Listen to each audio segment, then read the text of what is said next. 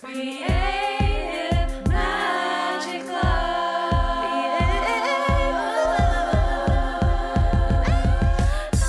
What's up? This is Sarah Mack and welcome to Creative Magic Club. Together, we'll discover inspirational stories of creative entrepreneurs living out their dreams, doing the work they are most passionate about, and building wealth in magical and fun ways. While building a six-figure income as a writer and coach, helping other women to launch their dream businesses, I've connected with so many incredible people and seen it proven again and again that you can thrive financially doing whatever it is you are passionate about. I am here to share life-changing strategies for mindset, making money, and reaching more people with your work in a business and life filled with creativity, freedom, and fun.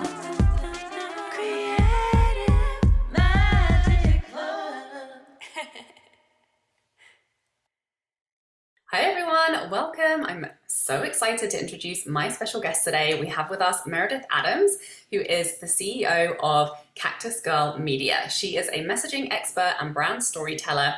She spent 7 years in a multi-level marketing commercial cult and escaped in 2020. And now she's most recently launched Learn the Language That Sells, which is her program that helps mission-driven service providers learn how to talk about their offers so their ideal clients take action and buy, while radically simplifying their content marketing so they don't have to work more than 5 hours a day. Hi, Meredith. Thank you so much. Hey, thank you for having me. So Meredith is one of my internet friends who became a real life friend and also has recently become a client, and we hang out in New York and she's really freaking awesome. So I know this is going to be a great conversation and you're going to learn a lot from her. So I'm excited to dive in. But before we do, Meredith, tell us, how did you end up? What's your story? How did you end up doing this work that you're doing now? It's been a journey.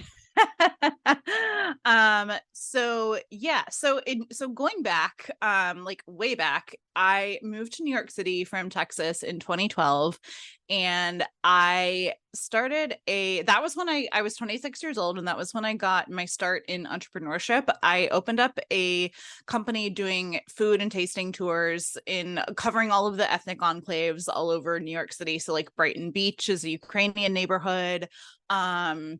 Chinatown, obviously, like in Manhattan, and we have another Chinatown in Queens that's growing. I live in Queens, and it was a lot of fun. And I worked and during that time too, I worked for other tour agencies and stuff like that. And I was just, really out and about, seeing the sights and showing off and eating really good food every day.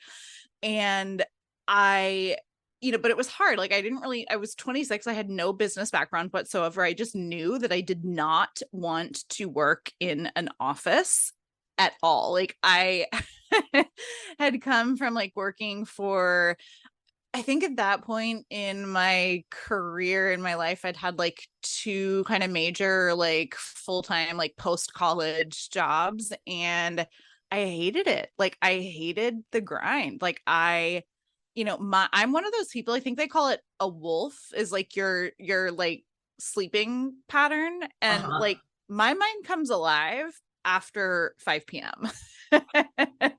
So it was just such a struggle every day to function and get there at a certain time. And I was just I didn't respect the authority or the hierarchical corporate structure the way that most people do. I was just why? Why? This is bullshit. Why should I just do what you say? Why should I have to be what happens at 8 o'clock in the morning that is if I'm a minute late, what is the thing that happens? I don't understand. Can you can you please explain it to me? So I came up with this idea, and it was a pretty niche, different thing to do. And I just started learning, and I came here and hit the ground running. And I didn't really know much about building a business. And at that time in 2012, business coaching was not a thing. The internet was barely a thing. Let's be honest. social Instagram was very new, very niche. Like no one used Instagram. Like the world of marketing and advertising was completely different back then, and I did not know how to get the help I needed. I didn't even know how to, like, I didn't even have the language to ask the questions that I needed to ask. So I was just kind of like out there, trying something. I felt like I was flailing, but looking back, I think that I was doing a lot of really cool stuff. And long story short, that all made me kind of, being in that vulnerable position, made me a really good target for multi-level marketing. And that was unfortunately what I was sucked into for, and then spent the next 7 years really like wrestling with, do I want to do this? Do I want to be like these people? Do I want to go all in with this? Do I want to, and I really felt like I had my two separate lives, because they would encourage you to, like distance yourself from your family and friends. And I was like, fuck that, I'm not going to do that. And so I had like that version of myself, and then like the version of myself that showed up in our business meetings 3 to 4 times a week in person in New York City, on top of commuting back and forth to work. And so in 2016 I started a job at New York University, and it was, I had just gotten out of a not so great relationship, and it was still, it was a very soft place to land that job after a lot that had gone on in my life. And so I, really tried to build the business while working full time. And I would have people like come to my office and like go up on our rooftop deck and like show them business plans and stuff like that. I mean, I was really in it for a while, but then it became even harder, because it was like, okay, I had my work life, my family and friend life, and then my business life, and it was hard to stay in, with all of those different worlds. And honestly, like I felt very held back, and like I'm a very creative person, and you cannot be creative and do network marketing. There's absolutely no room for that. It's just a copy and paste, say the same thing. There are people out there right now copying and pasting their stupid like cold DM strategies. People receive those, Yeah, it's bad out there. But yeah, so in COVID, going like virtual really kind of like removed the curtain on what was actually going on. And there was kind of a mass exodus of a lot of people leaving my organization. And so, when I left and when I got out, I remember sitting in the park, and I was talking to a friend who was much higher up in the company than I was, and she had left, and only reason I is because she started saying some shit about her uplines on Instagram, and I saw it, and I was like, the like wide-eyed emoji, like I sent her like 17 of those emojis, like, what is going on? What are you doing? Spill the tea. Because we were not allowed to say anything negative about our uplines ever. And so there she was, just like putting it all out there. And so she and I talked that day, and we just like sent a bunch of voice notes back and forth. And after, a couple of hours of that, I was like, yeah, I'm out, great. And I remember calling my mom and telling her that I was out, and she was like, oh, wow, that's like a big decision. Like, do you want to talk about it? And I was like, nope. I was like, I have spent the past 7 years trying to make sense of this and going over this in my mind. I just want to move the fuck on with my life. So, about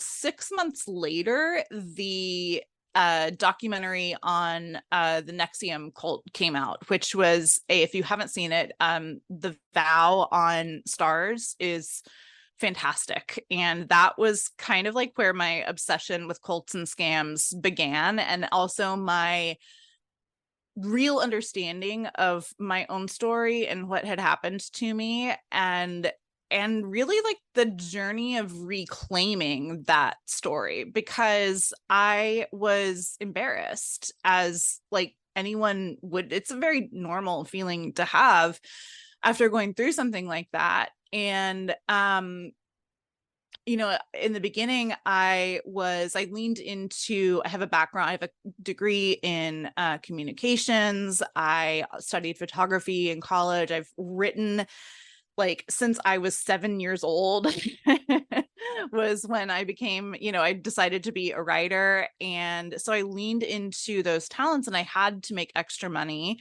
to, you know, pay off debt and move forward and whatever. And so I leaned into those skills, but it was hard because I felt like I didn't really know anything. And to be honest, I really didn't. Like, I had been stagnant in my career for a long time. So I had a lot to learn and a lot to catch up on. And fortunately, working at NYU, I was able to get a degree in social media marketing, which really helped. But it was, you know, I felt like I had to make up for lost time.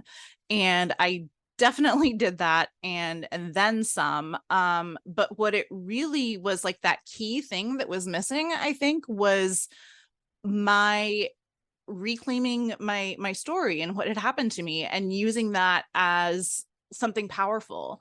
And now that story is such a big part of my messaging, and I love storytelling now. And part of it is why when I was in that MLM cult, we were not allowed to share our stories. You had to be like way high up in the business in order to just have any clout to even, like, for people even to listen to you, for them to even act like you mattered or your story mattered. And what I learned, you know, in all of my like desensitizing or whatever, I can't think of the word for all of that, is that you have to use your story. That we all have stories.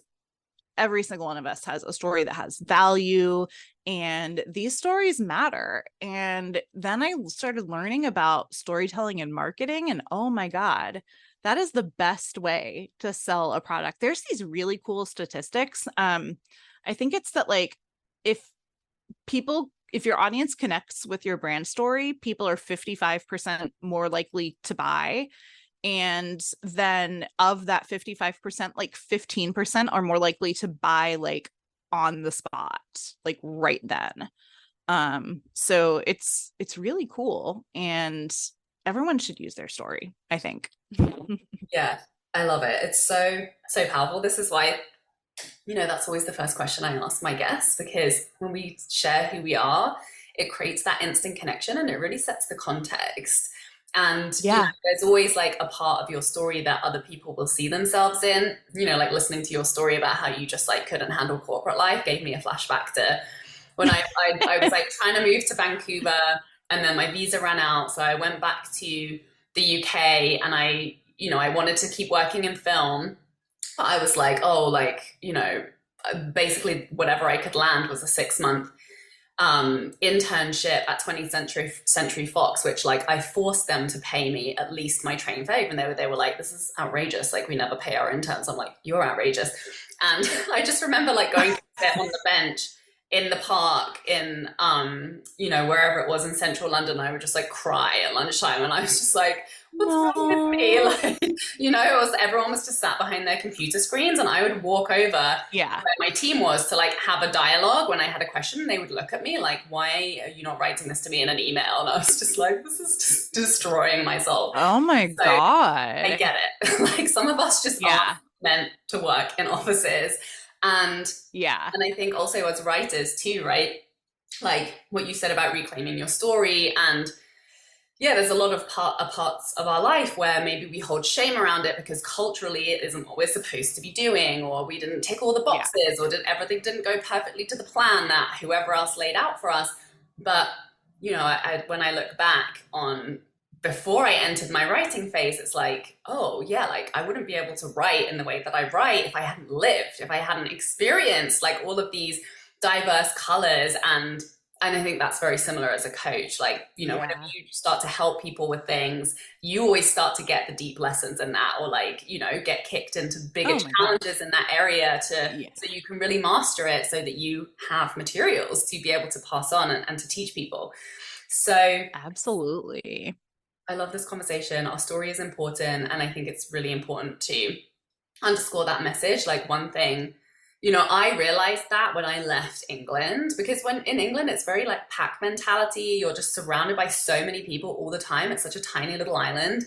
And Yeah. so, and I'm sure anyone else will resonate when you live where you are from, you think everyone's just like you. But as soon as you leave and you go somewhere different where people are not like you, and you see the way that they look at you, and I went to Canada, which was, they just love immigrants there, and they love people from different cultures, and they're so curious, and they really celebrate that. And everyone was like, who are you? Like, what's this funny accent coming out of your mouth? And I felt different.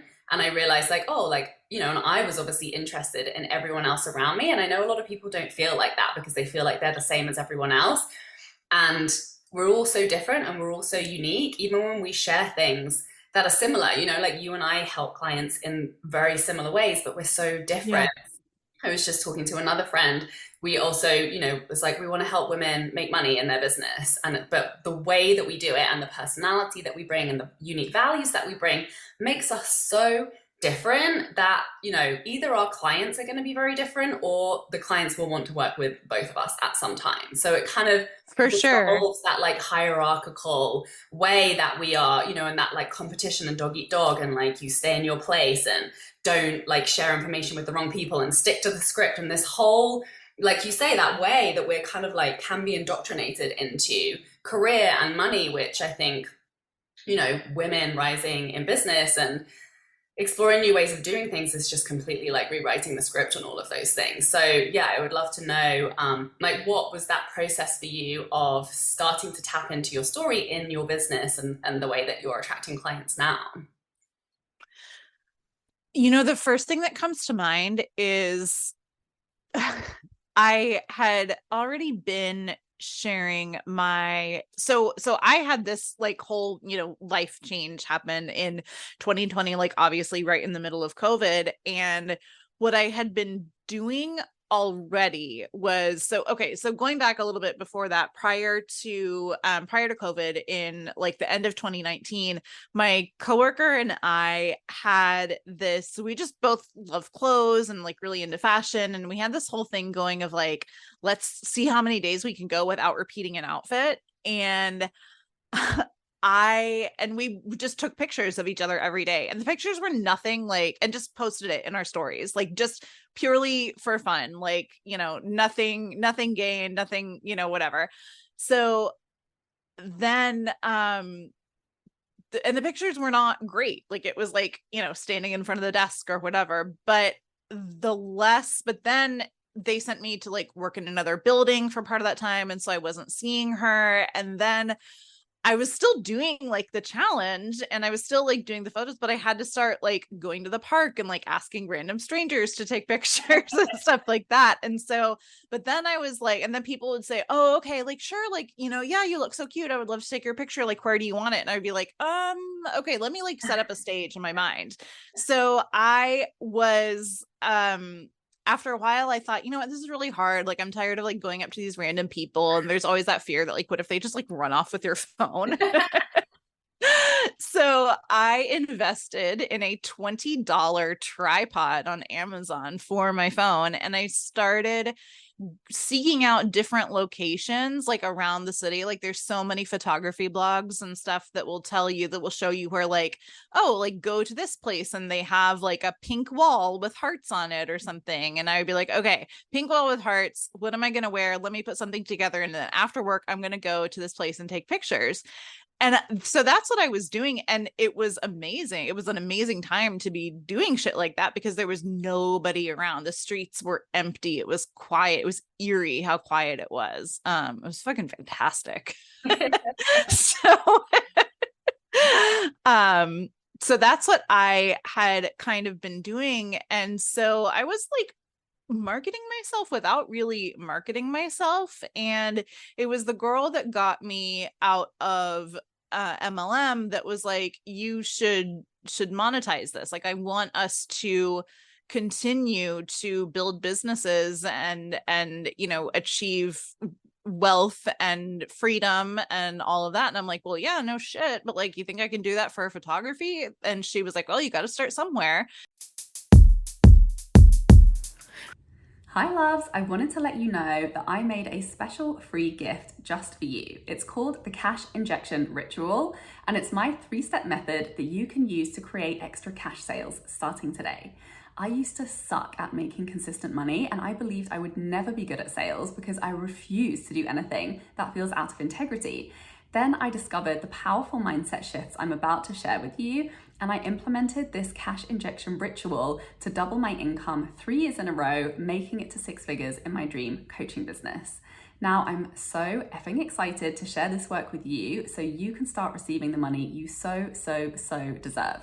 So click the link in the description or go to withsarahmac.com and you can download the cash injection ritual from the freebies menu at the top of my page.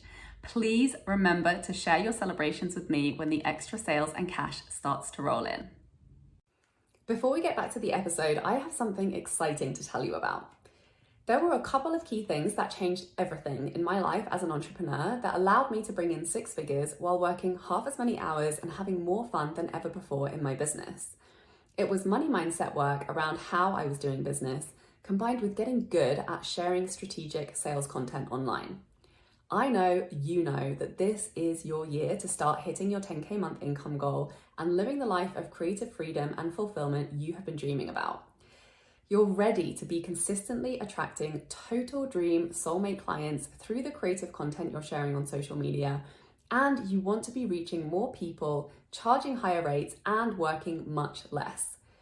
So I'm very excited to invite you to join me in Freedom Club, my mastermind, where you'll receive tailored high-level support to master the skills that will create your dream life and 6-figure dream business starting now. With focused weekly trainings and coaching calls to find the clarity on your content that's going to make you the most money, to design a simple, fun launch strategy you'll enjoy following through on, plus daily support and feedback from me in the Voxer chat, you'll find that sweet spot in your business where you're the most confident in your work, having the most fun, and making the most money. Go to withsarahmac.com/freedom club to apply now. Now let's get back to the episode. So I had been loosely marketing my photography online for a while and getting clients and like doing pretty well. I remember one weekend I made like $500 in one weekend and I was like, holy shit, like this is the most amazing thing that's ever happened to me. And it was like, you know, something fun that I enjoyed doing.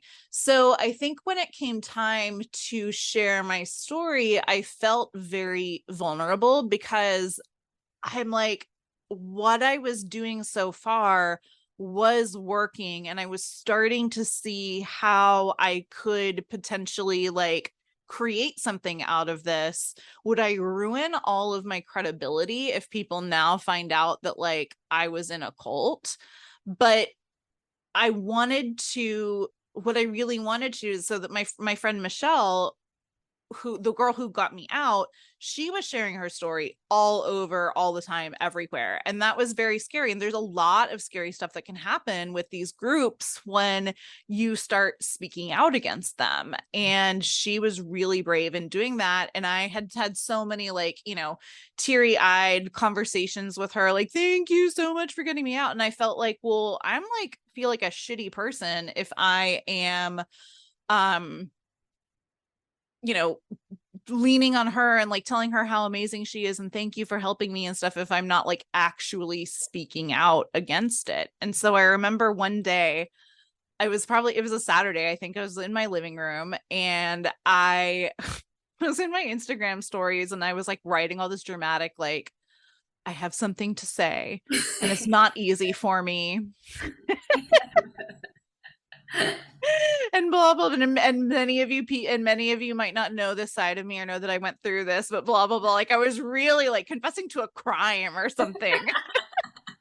And I was like, I was a part of this organization, and at that time I don't think that I had really like understood. I was just starting to understand that I was in a cult and I was very uncomfortable with the word cult, but that I was like sobbing and I was like, I just like, you know, it was really, really hard. But what was funny is that I finished it. Like I pressed upload on my last little like story that I created. And then I sat there, nothing fucking happened. And I was like, where did all this drama come from for nothing? So but it felt good. It felt good for me. I was like, okay, well, I got that off my chest. And then, the more that I started learning about high control groups and cults and stuff, it more, it kind of got exciting. Like, that's a really fascinating subject that you can do a deep dive into. And I found more creators online that were talking. There's a big anti-MLM community and on Facebook, or I'm sorry, on YouTube. And there's a lot on Facebook as well. There's a lot of anti-MLM groups. And then it kind of spills over into like the true crime stuff. So there's a lot of podcasts. Like, this was at that time kind of just starting to get noticed by like some of the true crime podcasts and stuff like that, especially with the Nexium case, because Keith Raniere had just been, I think in 2020, maybe it was 2021, somewhere around there, his trial had been going on and he was sentenced to, I think, 90 years in prison. So this stuff was like really coming into the cultural conversation, which was super exciting for me because I was like, hello, I was there. Let me tell you my story. I was in a cult. It was so exciting. Want to hear about it like firsthand. Like, this is what we did. So really it was just like, I think it was just getting over that initial like being scared and feeling vulnerable, getting to a point of really embodying with it to the point where like, I am having so much fucking fun with this. And, and it helped too when other people that were part of the organization that I was in that had, moved on earlier than I did, started coming and telling me like, hey, like, I don't know if you remember me. Like, we went to a couple conferences together and I'm like, yeah, of course I fucking remember you. Like, we spent like days together. Like, we worked together. Like, you were basically my coworker for like a year or however long, and they would say stuff like, I just moved on from this. I didn't really think about how it impacted me until I started reading your stuff, and you're helping me heal in ways that I didn't even know that I was wounded. And so that was very, very impactful. And, I guess now the more that I'm so comfortable talking about this, like, I don't think a day goes by where I don't talk about this, is that I really think there's something about leading with your own vulnerability and allowing other people that have not necessarily, were in a cult or a high control group or whatever, but maybe even just like an abusive relationship, or, had like a narcissistic parent or upbringing or something like that. It's all the same trauma. And if we can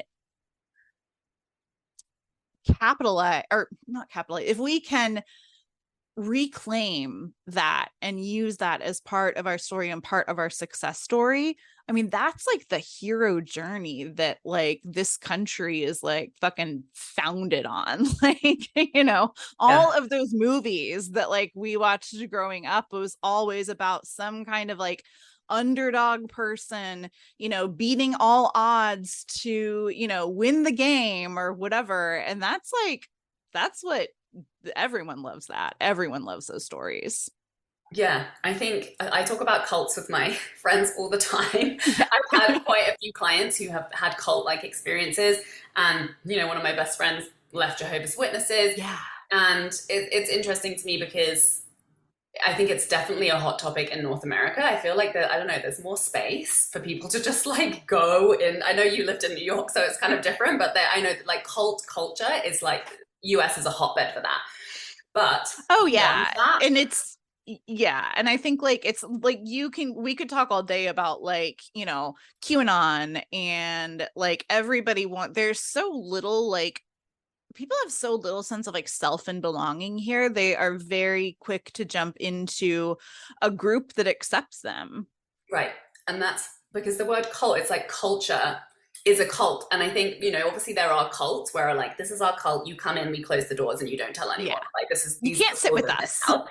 But beyond that, the wider culture, particularly as women, like we're breaking out of the cults, the cult of like, you need to live life in a certain way. The cult of like, this is valuable and this isn't valuable. The cult of this is who has the power and this is who doesn't have the power, right? So I think anyone who's drawn to coaching has been through some type of an experience like that. For me, it was, having a narcissistic, abusive parent. Like for some people, it's having that in relationships. Like we've all experienced some flavor of like oppressive power in our culture, right? And obviously there's like many different degrees of that. And I think that the most important message that I think people can take away from this conversation is, maybe you didn't have a super dramatic story about leaving a cult or like an abusive relationship, but your humanness is really interesting and it's really valuable. And when you lead with that, like you said, when you lead with your vulnerability, when you lead with, especially as writers, as like leaders, as creative leaders, it's going to those edges where people haven't been having conversations and shining a light on the aspects of life that we felt friction around, that we've been coming up against, that we've, had to find a way to work through to create, what it is that we desire. Like that's the juicy point. So if you're listening to this and you're like, but my story isn't interesting enough, or I haven't struggled enough, or I haven't whatever enough. Oh, I thought my story wasn't interesting enough for a long time too. Everyone falls into that trap. So just knowing that it's really a process, and I'm sure you'll agree with me, like particularly for women, it's the one thing that we hold back on is sharing our story and sharing the details of our story, particularly when it comes to marketing and content. Is like, you'll be like, okay, I've got clear on the language to sell my offer, and I'm just going to completely omit who I am, my story, and what's unique about me, because this is what's more important. And it's like, no, lead with your story, lead with you, lead with your uniqueness, lead with your details, because that's, it's like that weird kind of counterintuitive magic of writing, where it's like the more specific you go into the details of your story and your specific situation, the more it becomes universally, people are able to connect to that and to see themselves in your story, even if they're very different and their story isn't necessarily similar to yours. So absolutely. And sometimes having, like I think so I decided last year that I'm going to write a book about my experience. But one thing I kind of struggled with that was that, like, I mean, okay, if you go on YouTube or, other podcasts that talk about MLMs and stuff, like, let's be honest, like my story is pretty vanilla. I didn't lose my house. I didn't, like even in like my organization, they had people like they were arranging marriages and shit. Like it was fucking crazy. None of that happened to me. Like nothing really like particularly like bad happened to me. I wasn't, like Sarah Edmondson as Nexium, like she was physically held down and branded, like nothing physically violent or whatever. It was all this mental stuff. And earlier this year, I took a course on publishing, and I said, sometimes I just really wonder, like, what do I really have to say? Because who wants to hear when there's so many other like sensational, like big things happened, like I kind of wish that I'd been like forced into an arranged marriage or whatever. Then I'd have more to talk about. But my mentor said, I'm first of all, I'm glad that didn't happen to you, because I care about you and I'm glad that didn't happen. But secondly, don't you think that what happened to you is going to be more relatable to more people who maybe, touched on this organization or went to, 2 or 3 meetings or whatever and thought it was weird and are just like kind of curious about it more than this like sensationalized drama. Like, and at that point, it just kind of becomes more about you and what happened and not about the person that you are trying to help and connect with. It's like kind of like a celebrity status sort of thing. And that really has stuck with me, in that, a lot of people will say like, oh yeah, my story isn't really that like, crazy. Like, I just, I got a divorce and then like he stalked me for like months. And it's like, like in the grand scheme of like crazy divorces, that's not that bad, but not who of us have been like stalked like that. Like that's an interesting story that I want to hear. I think headline of this conversation, everybody's story is interesting. And everybody has those thoughts of like, is my story interesting? So yes, it is. Lead with your story. So I could talk to you about this all day, but I do have to wrap it up. So please, can you let us know if anyone who's interested in learning more about you and your work, what have you got going on, and where can people find you? Yeah, definitely. So I am cactusgirlmedia.com is my website, and I am on Instagram also at Cactus Girl Media. I'm on Facebook as well under Meredith Adams, but probably easier to find on Instagram. And like I said, I just dropped Learn the Language That Sells, which is a 90-day one-on-one program for mission-driven service providers to, learn how to talk about their offers in a way that actually results in sales and inspires their dream clients to take action and buy, while also simplifying their marketing process to where they don't have, you don't have to work more than 5 hours a day, which I think is everyone's goal in the entrepreneurship space. And that can be found on my website. If you go on my website, I have actually a free 2-day course talking about how I made $10,000 in my first ever high ticket offer, just coming straight out of being a copywriter to selling my offer. And, that was using all of that experience as a copywriter to like really understand how to speak about it and how to get those sales. So if you want to hear about that experience and gain some knowledge from there, I tell you exactly how I did it. Go to cactusgirlmedia.com. And if you click on courses, it will lead you directly to the free course. Awesome. And send me the link. I'll make sure we put that in the description and show notes as well. So thank you so much, Meredith, for coming. Thank you, everybody, for listening. Please share this episode with anyone you know it will resonate with, and we'll see you next week. Bye. Awesome. Bye. For more inspirational content, head over to my website withsarahmac.com, and please support the show by liking, commenting, and subscribing.